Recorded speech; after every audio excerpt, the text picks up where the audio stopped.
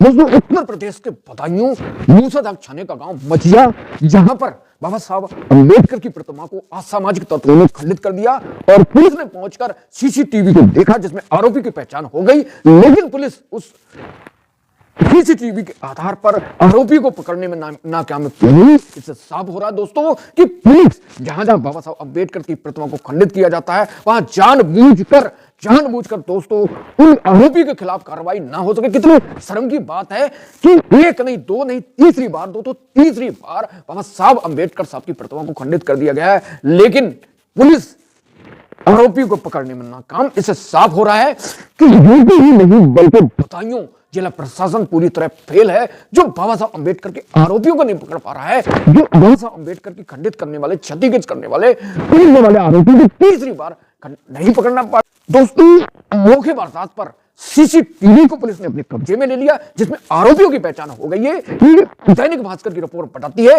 लेकिन पुलिस यहां पर जो बाबा साहब अम्बेडकर से जुड़े अनुयायी लोग वहां पर प्रोटेस्ट कर रहे थे, वो नाराज से गुस्सा में थे।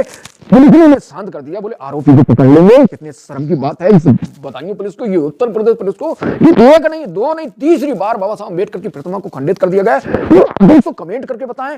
और मूसादाग मजिया गांव जो सूरज कुंड परिसर है अम्बेडकर साहब का, वहां पर तीसरी बार मूर्ति को खंडित कर दिया गया है। तो सपोर्ट करें, कमेंट करें और बताएं कि इस तरह ये सरकार बाबा साहब अम्बेडकर की प्रतिमा पार्क को संरक्षित नहीं कर पा रही है, तो ऐसी सरकार की क्या जरूरत, ऐसे प्रशासन की क्या जरूरत है दोस्तों, कि जो हमारे महापुरुष जो संविधान लिखने वाले, जिन्होंने संविधान की रचना की, जिन्हें गरीब लोगों के लिए लकीर खींची, कानून का अध्याय दिया, आज उनके दम पर आज गरीब दबे कुचले लोग न्याय मांग रहे हैं और बोली न्याय नहीं मिल पा रहा है, तो ऐसी सरकारों से क्या फायदा दोस्तों।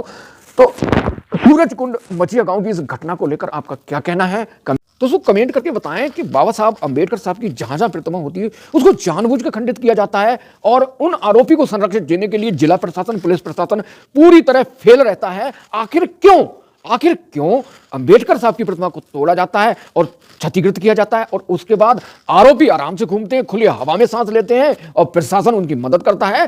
तो कमेंट करके बताएं कि बाबा साहब जिनने दबे कुचले कमजोर लोगों की आवाज बुलंद की, न्याय के लिए लड़ाई ली, महिलाओं के न्याय के लिए लड़ाई लड़ी, क्या वो गलत थी, क्या वो सही थी? क्या बाबा साहब अम्बेडकर ने संविधान को लिखकर बहुत बड़ा गुनाह कर दिया?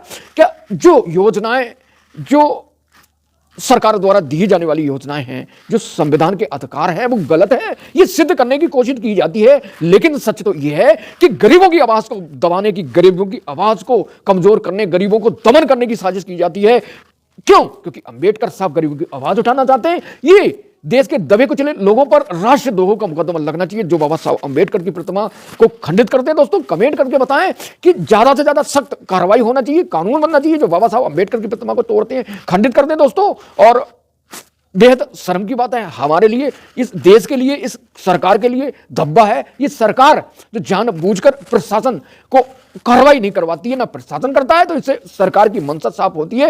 वो अम्बेडकर साहब का सिर्फ वोट के लिए यूज करते हैं, मतदान के लिए यूज करते हैं। जब चुनाव होता है तो उनके घर खाना खाते हैं, उनके पैर धोते हैं, उनके पैर पड़ते हैं, लेकिन चुनाव जीत जाते हैं तो वो पुरानी मानसिकता फिर एक्टिव हो जाती है, जिस तरह मायावती कहती है कि जब भी सुनो लोग, चाहे जनरल हुआ, चाहे बीजेपी हुई, चाहे समाजवादी, चाहे अन्य पार्टी हुई, ये वोट के लिए सिर्फ बाबा साहब अम्बेडकर की प्रतिमा के पास जाते हैं, उस पर फूल चढ़ाते हैं, बाद में अपने आप को गंगा जल से धुलवाते हैं। जिस तरह अखिलेश यादव जो मुख्यमंत्री थे, जब अखिलेश यादव को वहां से रिटायर हुए, जब मुख्यमंत्री पद का त्यागपत्र दिया, जब हार गए थे चुनाव, तब योगी आए थे तो योगी ने गंगा जल से धुलवाया। इससे साफ होता है कि शूद्र समाज के लोग हैं, जो दबे कुचले लोग हैं, सरकार उनकी मानसिकता यही रहेगी, चाहे कुछ भी हो जाए, सिर्फ वोट के नाम पर राजनीति करने के सिवा कुछ नहीं होता है। तो बताइए मूसादाग मजिया की घटना को लेकर ये जो निंदनीय है, बहुत शर्मनाक है, इसको लेकर क्या कहना है? आरोपियों के खिलाफ क्या तैयारी है? क्या कार्रवाई प्रशासन करेगा या फिर कोर्ट जाएंगे जो समिति के लोग हैं? और जो भी अपडेट होगा आपको इस वीडियो के माध्यम से मिलेगा। तब तक के लिए नमस्कार, जय हिंद, जय संविधान, जय भारत।